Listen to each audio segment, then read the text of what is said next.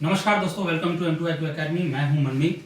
आप मेरे साथ हैं लूसेंट बेस्ड फाउंडेशन बैच में। देखिए, ये हमने बिगिनर्स के लिए स्टार्ट करा है, जो बिल्कुल स्टार्ट से कंपटीशन की तैयारी कर रहे हैं उनके लिए बिल्कुल ये फाउंडेशन बैच है जो कि लूसेंट बेस्ड है।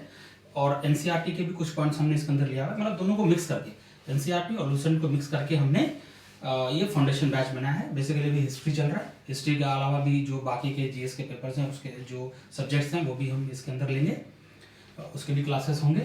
अच्छा दोस्तों, हमने पिछले क्लास में ये प्री हिस्ट्री के स्टार्टिंग को कैसे, मतलब हिस्ट्री को हम कैसे स्टार्ट करते हैं, है ना, कैसे उसको अध्ययन करते हैं, कैसे पढ़ना शुरू करते हैं, उसके एविडेंस क्या होते हैं, ये सब हमने देखा। स्टोन एज को हमने देखा, है ना।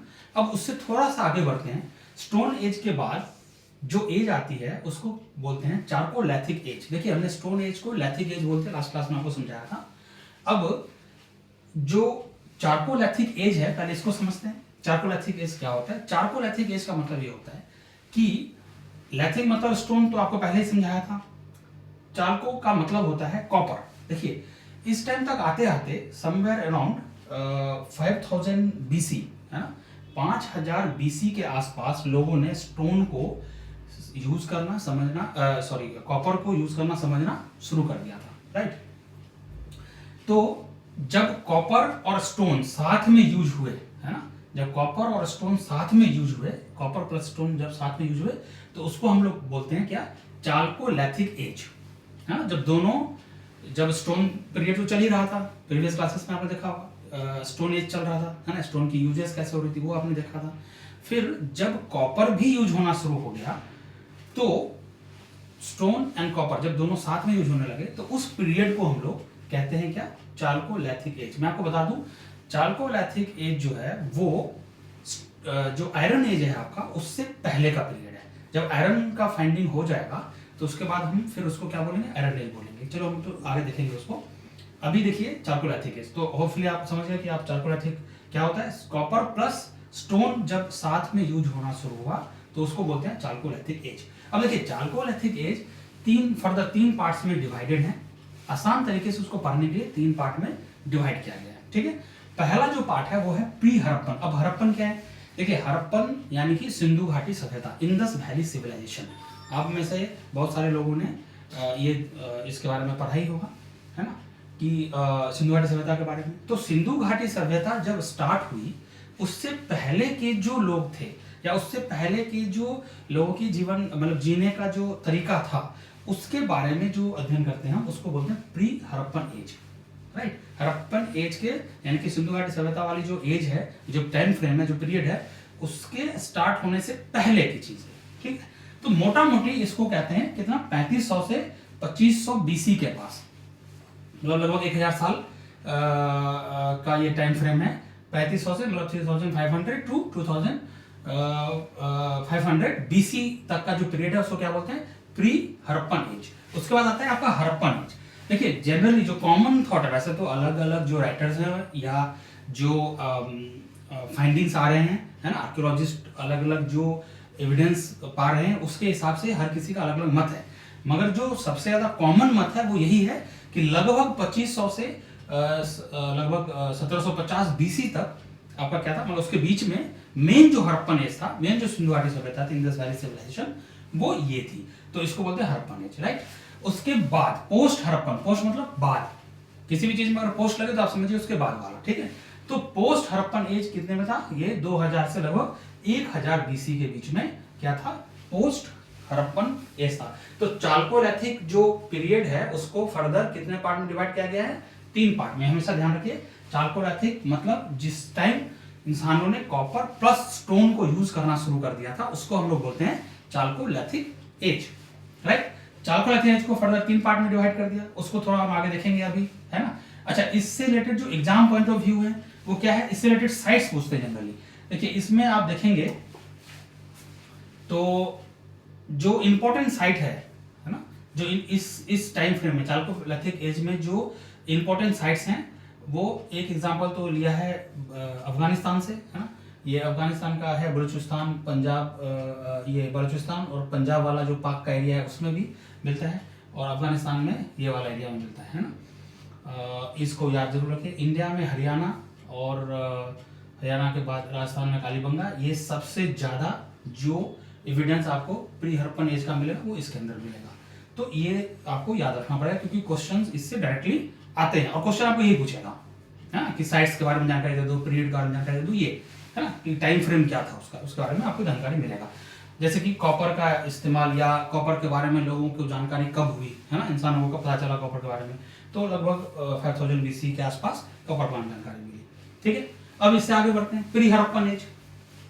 देखिए प्री हड़प्पन एज जो था वो आपका क्या था, traditional phase between, transitional phase between Neolithic age and Harappan age. मैं जैसे आपको बताया कि जो स्टोन एज हमारा था, स्टोन एज से और जो हड़प्पन एज मतलब जब इंसान का सेटलमेंट होना शुरू हुआ उसके बीच का जो पीरियड था उसको क्या बोलते हैं हम लोग प्री, इसको हम क्या बोलते हैं चारकोलिथिक, और उसके अंदर क्या प्री हड़प्पन एज, राइट। और इसके कुछ पॉइंट्स हैं जो आपको बहुत याद रखना चाहिए। देखिए ये रीजनल एक्सटेंशन है कि किस किस एरिया में इससे रिलेटेड मतलब प्री हड़प्पन एज से रिलेटेड कौन कौन सा सेटलमेंट या फिर एविडेंस है ना कहाँ कहाँ से मिला है, उसके बारे में इसके अंदर जानकारी है जो आपको जरूर नोट डाउन कर लेना चाहिए। ठीक है, तो देखिए जो भी जैसे हड़प्पा था, हड़प्पा सिंधु घाटी सभ्यता जिसको हम बोलते हैं, वो मेनली जो आज का पंजाब वाला एरिया है, जो इंडियन पंजाब है और जो आपका पाकिस्तान वाला पंजाब है, उसमें ही मेनली इंडस वैली जो इंडस रिवर थी उसके आसपास का एरिया को ही हम बोलते हैं ना। तो मतलब इधर सरस्वती रिवर से लेके और उधर इंडस रिवर के बीच में मतलब इन्हीं दोनों रिवर पे ज्यादातर जो सिटीज थे या जो सेटलमेंट्स थे वो बने है ना, इंसानों के रहने की जगह ज्यादातर उन्हीं जगह पे बने।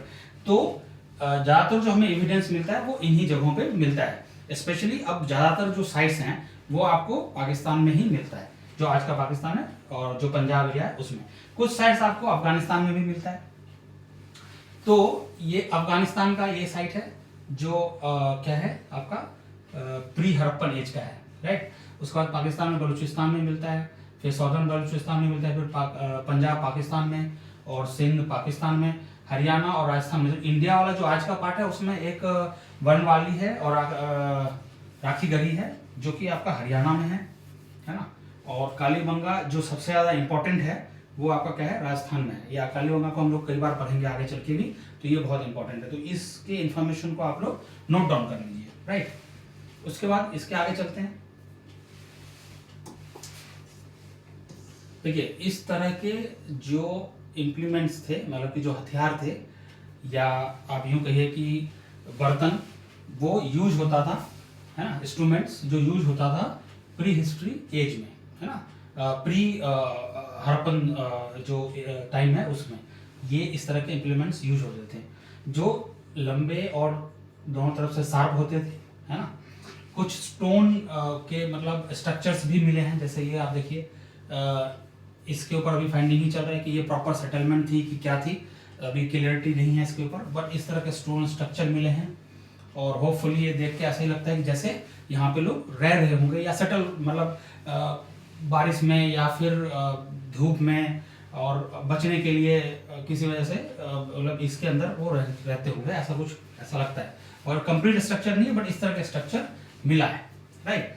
और बेसिकली आप अगर बर्तन वगैरह देखेंगे तो बहुत मतलब नया बिल्कुल स्टार्टिंग फेज थी बर्तन वगैरह की, क्योंकि लोगों की सेटलमेंट की स्टार्टिंग फेज थी, लोगों का जो बसावट था वो उसका स्टार्टिंग फेज था, तो बहुत ही बेसिक चीज़ें अभी उस टाइम हमें मिला है वहाँ से। इसके बाद चलते हैं हड़प्पन एज।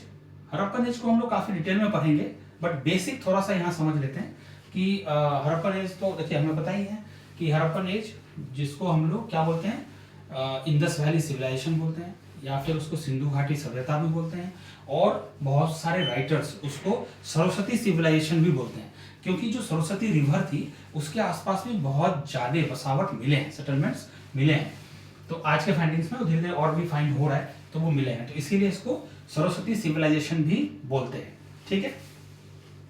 अब देखिए इसके अंदर ये जो मेन जो साइट्स हैं, जो हड़प्पन साइट्स हैं, वो उसकी जो मेन हड़प्पन साइट्स हैं वो इसके अंदर कवर है, तो इसको आप एक बार नोट कर लीजिए, राइट।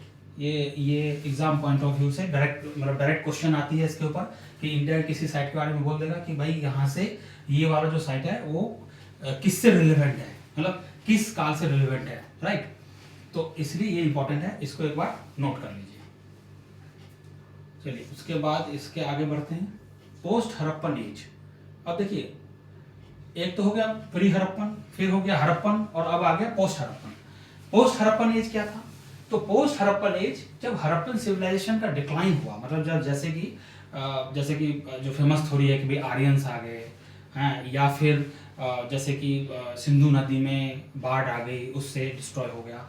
तो इससे क्या हुआ, धीरे धीरे जो इंडस वैली में जो सेटलमेंट्स थी वो धीरे धीरे जब स्प्रेड होना शुरू हुआ, मतलब आसपास थोड़ा और जाना शुरू हुआ, या फिर धीरे धीरे आप ये समझिए कि खत्म होना शुरू हुआ, तो उसको बोलते हैं पोस्ट हड़प्पन एज, है ना।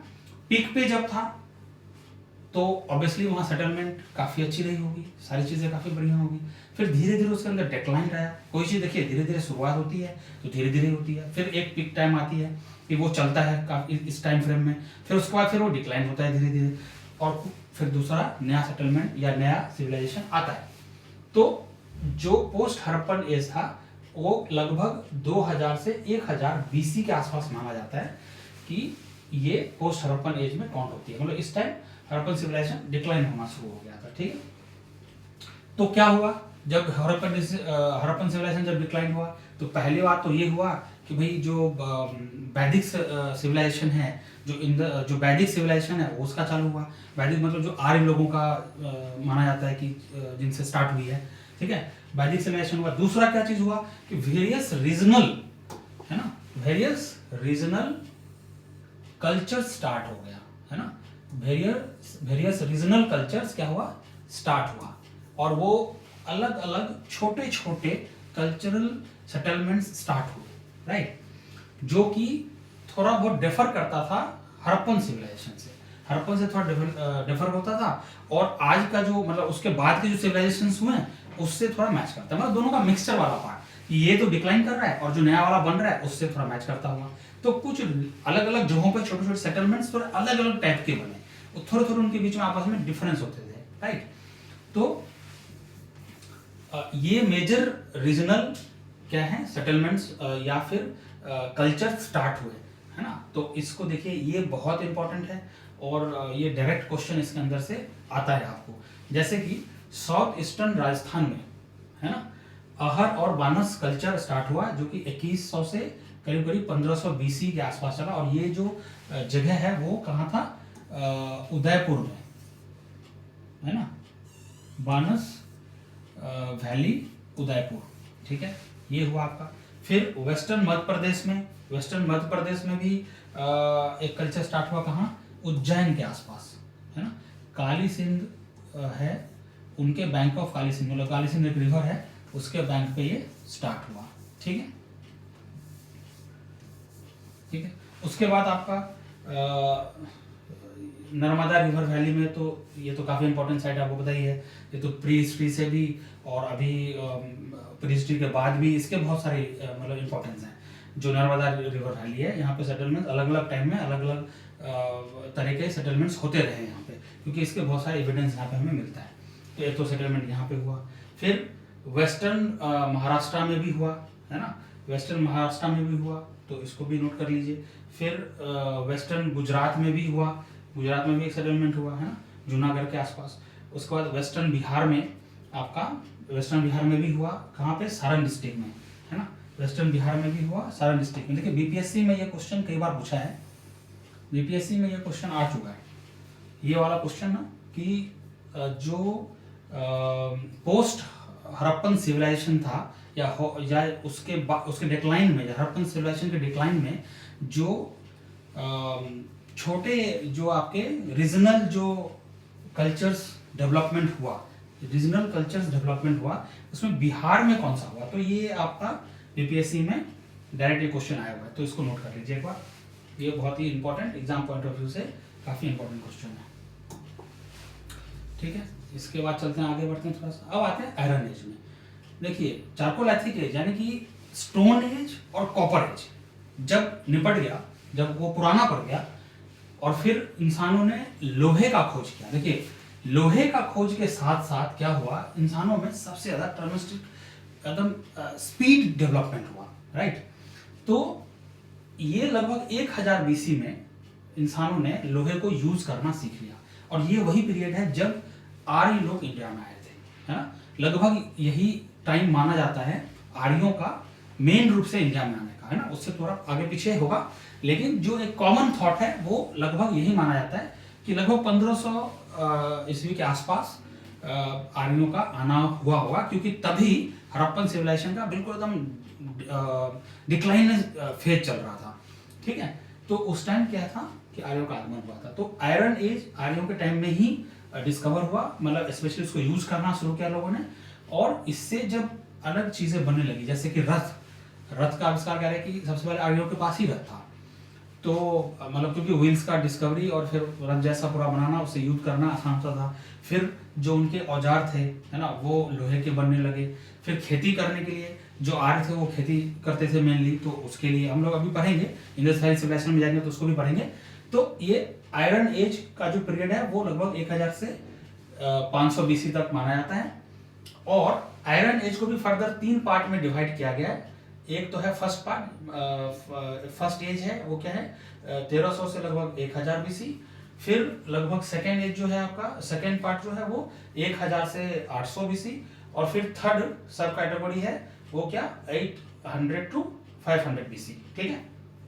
अब इनकी किधर किधर ज्यादा पाया गया, देखो जो पहला जो स्टार्टिंग ऑफ आयरन पे जो आयरन एज था वो आपका लिमिटेड टू माइनर रीजन्स, और पीरक बलूचिस्तान एंड हलूर कर्नाटका, ये इंडिया मतलब इंडियन वाला पार्ट में इधर तक, और बलूचिस्तान में उधर जो है ये इसके एविडेंस मिले हैं स्टार्टिंग फेज ऑफ आयरन के, राइट।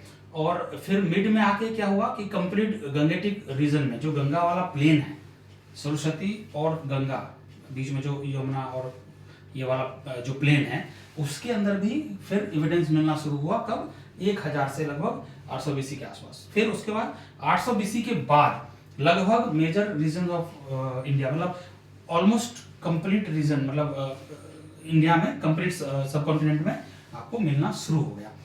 और वो उन्होंने बनाया क्या कि देखो इस तरह के औजार पहले तो उन्होंने बनाया, जैसे कि तलवार वगैरह, है ना, और जैसे कि भाला वगैरह होता है ना, बर्छी वगैरह होता है, ये सब आपने नाम सुना होगा। ये सब क्या है, एक तो युद्ध करने में काम आती थी, राइट। फिर उन्होंने प्लग मतलब कि अर्थ को प्लगिंग करना यानी खेती करना अच्छे से सीख लिया, क्योंकि वो भी लोहे का बनने लगा, ठीक है। फिर उनके जो सेटलमेंट्स थे कुछ ऐसे हमें मिला है, तो ये आप देख सकते हैं कि ये कुछ उस टाइम के आयरन एज के टाइम का कुछ सेटलमेंट्स मिला, जैसे कि एक भट्टी है जहाँ पे उसको बनाया जाता था, है ना, जैसे औजार वगैरह बनाया जाता था, तो वहाँ पे कुछ इस तरह का वो मिला है हमारे को एविडेंस, जिससे अच्छे से कंफर्म हो रहा है कि आयरन एज का टाइमिंग क्या रहा होगा, राइट। तो एक ये चीज़, ये वाला पार्ट जनरली आपके एग्जाम में आता है, तो इसको आप अच्छे से याद कीजिए, ठीक है। फिर आयरन इम्प्लीमेंट्स, यानी कि लोहे का जो औजार था मेनली उन्होंने बनाया क्या क्या, और लोहे का औजार आपको कहाँ कहाँ मिला, और आर्कियोलॉजिकल साइट्स इंपॉर्टेंट कौन से हैं और कहाँ कहाँ मिला। देखिए सबसे जो इंपॉर्टेंट चीज है इसके अंदर वो क्या है, वो ये है कि आपको एक तो जो प्लेस, जो साइट कहाँ पे वो एविडेंस मिला है, दूसरी बात एविडेंस किस टाइप का मिला है, वो बहुत इंपॉर्टेंट रखता है आप जब प्री हिस्ट्री को पढ़ रहे होते हैं। तो ये आपको जानकारी रहना बहुत जरूरी है, ठीक है। इसमें कुछ साइट्स के बारे में जानकारी है जिसको आप नोट डाउन कर सकते हैं, जैसे कि बलूचिस्तान में, जैसे हमने पीछे भी ये आपको दिखाया था, जो मेन एरिया यहाँ पे मिला है ना, और इंडिया में कर्नाटका में यहाँ पे मिला है, ठीक है। फिर जो सेकेंड फेज था उसका, सेकेंड फेज में वो लगभग मतलब गंगेटिक प्लेन, मतलब गंगा के आसपास मिलना शुरू हो गया था। फिर जो थर्ड पेज आया वो तो कंप्लीट मतलब इंडिया में उनको मिला है, एविडेंस मिला है, ठीक है। तो इसके कुछ इंपॉर्टेंट साइट्स हैं जहाँ पे हमें ये जो लोहे का औजार है वो मिला है, राइट। उसके बाद जो एक सबसे इम्पोर्टेंट चीज़ है आयरन एज के टाइम का, बल्कि प्री हिस्ट्री का, वो एक ये है। देखिए एक तो चीज़ ये होता है कि आपको प्री हिस्ट्री के बारे में जानकारी कैसे मिलती है। पहली बात तो आपको जानकारी ये मिलेगी कि उस टाइम क्या यूजेस हो रही हैं, किन चीज़ों को वो यूज़ कर रहे, उससे मोटा मोटा एक रफ आइडिया लगता है कि इस टाइम में इस तरह के लोग रह रहे होंगे या इस तरह के कल्चर फॉलो हो रही होगी, राइट। अब दूसरी बात क्या होती है, दूसरी बात ये होती है कि पोएट्री, मतलब उसके जो पोएट्री है आपका वो यूज होता है, मतलब बर्तन जो वो लोग यूज कर रहे हैं वो कैसा यूज कर रहे थे, राइट। तो ये तो टाइम फ्रेम है, है, ये टाइम फ्रेम है। और इस टाइम फ्रेम के साथ में ये आपका है कि किस एरिया में मिल रहे थे, है ना, और इसकी जो प्रॉपर साइट का नाम है वो इसके अंदर दिया हुआ है। वेरी वेरी इंपॉर्टेंट, है ना। तो मोटा मोटा 4 तरह के जो बर्तन हैं, जो 4 तरह के बर्तन हैं वो कैटेगराइज करा गया है इस टाइम फ्रेम को पढ़ने के लिए। इस समय के लोग, मतलब अलग अलग पीरियड के जो लोग हैं, ये वाला ये वाला टाइम फ्रेम में वो कैसे कैसे बर्तन यूज करते थे, वो तो मेनली 4 पार्ट में डिवाइड किया गया। पहला जो है आपका कि वो क्या है, OCP, है, ओर्च कलर पोएट्री। तो एक तो है OCP, ठीक है, ये क्या था, ये लगभग 2000 से 1200 BC में था, है ना। और ये मिल कहाँ रहा था, वो अपर गंगा में मिल रहा था, अपर गंगा वैली में, ठीक है। और अपर गंगा वैली में मिल रहा था, दोआब वाला जो एरिया है, दोआब वाला बोलते हैं जैसे जो आपका मेनली यमुना और गंगा के बीच वाला एरिया है, ठीक है। तो अपर गंगेटिक जो वैली है उसमें मिलता था उत्तर प्रदेश में, जैसे कि सहारनपुर, मुजफ्फरनगर, है ना, और बिजनौर, मेरठ, बुलंदशहर, ईटा, इटावा और प्रतापगढ़। ये मेन डिस्ट्रिक्ट्स हैं उत्तर प्रदेश के जहाँ ये वाला ओर्च कलर्ड आपको बर्तन मिला था, राइट। सेकेंड है आपका ब्लैक रेड वेयर, मतलब BRW culture, black red ware culture. कौन सा, ब्लैक रेड वेयर कल्चर। अब इसके अंदर क्या था, इसके अंदर जो बर्तन थे ना वो ब्लैक कलर में, क्या था, ब्लैक कलर में प्रिंटेड किया गया था, जैसे ये वाला है ना।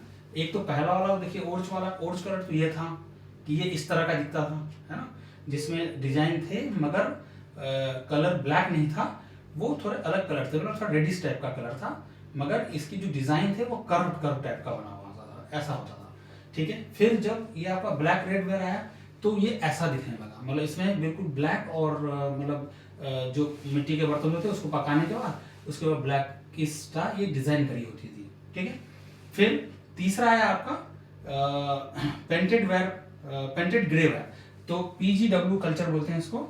और जो ये पेंटेड किया था वो ग्रे कलर में होता था, मतलब उस टाइम के लोग ग्रे बहुत यूज करते थे। किस टाइम के लोग, 1000 से लगभग 600 BC तक क्या यूज कर रहे थे, ग्रे यूज कर रहे थे, ठीक है। फिर उसके बाद आया आपका नॉर्दर्न ब्लैक पॉलिश्ड वेयर, मतलब जो ये देख रहे हैं, ये ब्लैक कलर को जब यूज करना लोगों ने शुरू कर दिया बर्तन पे, है ना, बर्तन को पकाया और फिर कलर जो कर रहा है वो ब्लैक कर रहा है। तो पहले में क्या था, ओर्च था जो इस तरह का डिजाइन बना हुआ था कर्व टाइप का। फिर आया ब्लैक, ब्लैक के बाद आया क्या आपका ग्रे, और ग्रे के बाद फिर आया ब्लैक, राइट।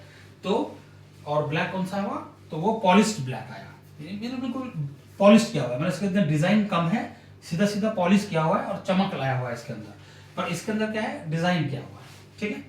तो ये 4 तरह के कल्चर हुए, और वो 4 तरह के कल्चर कहाँ कहाँ मिलते थे और उनके साइट्स, मतलब इंपॉर्टेंट साइट कहाँ कहाँ थे, किस किस स्टेट में और कौन कौन से डिस्ट्रिक्ट में इंपॉर्टेंट जगह जहाँ पे मिले हैं उसकी जानकारी है। तो ये काफ़ी इंपॉर्टेंट है, इससे रिलेटेड बहुत सारे क्वेश्चंस आएगा, स्पेशली ये नेम और ये टाइम फ्रेम और कहाँ मिल रहा है, ये बहुत मतलब याद रखने की चीज़ है, इसको बहुत ध्यान से याद रखिए, ठीक है। इसको कहीं आप लोग अपने जो आपका बेसिक नोट बना रहे आप, पर्सनल नोट, उसके अंदर इसको डाल लीजिए, ठीक है। उसके बाद आता है मेगालिथिक कल्चर। देखिए जब आयरन एज जो एंड पे था, जब आयरन एज का ऑलमोस्ट मतलब काफ़ी बढ़िया से उसका क्या होता स्टार्टिंग हो गया था, फिर जो स्टोन एज था वो बेसिकली जब एंड टाइम में था, तो साउथ इंडिया में स्टोन से जो कब्र बनाते थे, जो आदमियों को दफनाया रहता था, डेड बॉडीज को जब दफनाया रहता था, तो जो उसके कब्र बनाते थे तो उसको स्टोन से एक स्ट्रक्चर बनाते थे उसके ऊपर, है ना।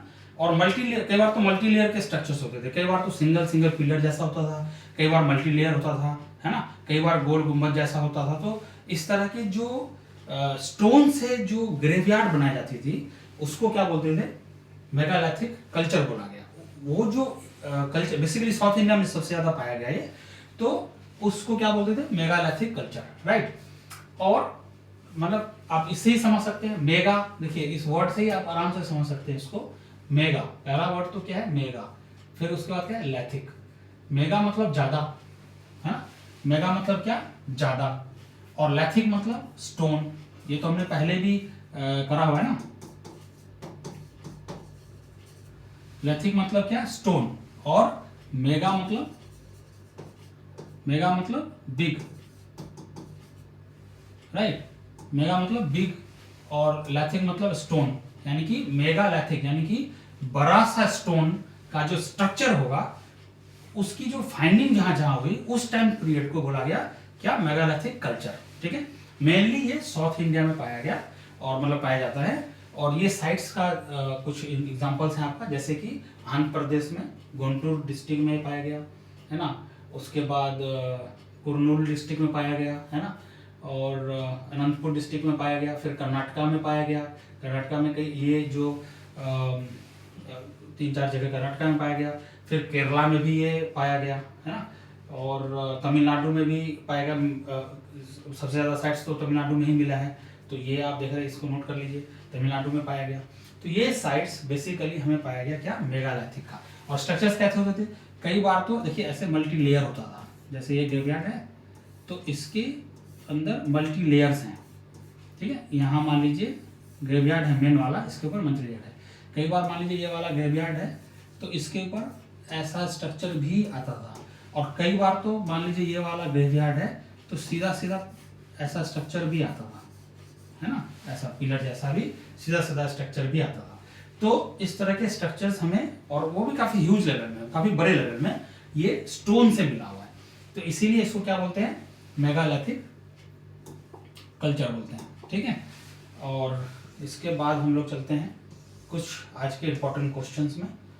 देखिए जो अभी हमने पढ़ा इस चैप्टर से रिलेटेड कुछ इंपॉर्टेंट क्वेश्चंस को देख लेते हैं। Right, Indus valley civilisation was non Aryan because Indus valley जो सिविलाइजेशन है, जो हमने अभी हड़प्पा की बात करी, हड़प्पा का ही मैंने आपको 2-3 नाम बताया ना, एक बार दोबारा से रिपीट कर देता हूँ। हड़प्पा को ही हम लोग क्या बोलते हैं, हड़प्पा को ही हम लोग क्या बोलते हैं, हड़प्पा को ही बोलते हैं क्या, इंडस वैली सिविलाइजेशन बोलते हैं, है ना। हड़प्पा को ही हम लोग क्या बोलते हैं Indus valley civilisation, plus Saraswati civilisation, plus इसको क्या बोलते हैं, एक नाम और भी है इसका, क्या बोलते हैं। अच्छा, हड़प्पा क्यों बोलते हैं, इंडस वैली सिविलाइजेशन तो समझ में आया क्योंकि यहाँ पे सिंधु रिवर है ना, सिंधु रिवर है, क्या है सिंधु रिवर है, इसीलिए इसको क्या बोलते हैं इंडस। मतलब सिंधु को मतलब जो अंग्रेज के लोग थे या फिर जो आपके जो लोग बाहर से आए हुए थे, है ना, तो उन्होंने इंडस को ही क्या बोला सिंधु, मतलब सिंधु को ही क्या बोला हिंदू वाले। देखिए जो फारस के लोग थे, स्पेशली ईरान वाले, वो और जो यूनान वाले लोग थे, राइट, उधर के जो लोग थे वो जनरली क्या बोलते थे इंडस बोलते थे। ठीक है, तो इंडस वैली सिविलाइजेशन का नाम है, फिर एक नाम हो गया सिंधु, फिर एक नाम हो गया हड़प्पा, और एक नाम हो गया क्या सरस्वती। ठीक है, तो ये तो अपना इसका नाम हो गया, राइट। तो इंडस वैली सिविलाइजेशन को नॉन आर्यन क्यों बोलते थे, क्यों इसको नॉन आर्यन बोलते थे, क्या डिफरेंस था इनके बीच में, और ये यूपीपीसीएस में पूछा हुआ है 2010 में। रीजन बिहाइंड कि जो इंडस सिविलाइजेशन थी वो क्या थी, शहरी सभ्यता थी, अर्बन सभ्यता थी। क्यों, शहरी सभ्यता थी। और जो आर्यन लोग थे वो किसान थे, मतलब जनरली इनका खेती करना था, तो गांव वगैरह थी, विलेज था, है ना। इनका क्या था, आर्यन का क्या था, विलेज था। और जो सिंधु घाटी वाले थे उनका क्या था, अर्बन सिविलाइजेशन था, मतलब कि उनका शहरीकरण था। जो उनकी सभ्यताएं थी, जितने भी उनके सेटलमेंट्स थी, वो मोस्टली क्या था, शहर जैसा ही था, मतलब कंप्लीटली डेवलप शहर जैसा। बट इनका जो सेटलमेंट था आर्य वालों का, आर्य वाले छोटे छोटे गांव बनाते थे, है ना, कबीला गांव ऐसा होता था इनका। इनके बड़े टाउन जैसा स्ट्रक्चर नहीं होता था इनके पास, आर्यन के पास। तो इसीलिए इन दोनों में ये सबसे बेसिक क्या है, डिफरेंस है। ऑलराइट, फिर देखिए एक क्वेश्चन है, iron age is associated with the following pottery culture, किस क्वेश्चन को देखिए, iron age is associated with following poetry culture, है ना, किस कल्चर से रिलेटेड था, हमने अभी देखा PGW यानी कि प्रिंटेड ग्रेवायर कल्चर, प्रिंटेड ग्रेवायर कल्चर से रिलेटेड था आयरन एज, क्योंकि आयरन एज का जो टाइम फ्रेम है वो इसके टाइम फ्रेम से मैच करती है, वो ऊपर आपने हमें देखा हुआ है, राइट।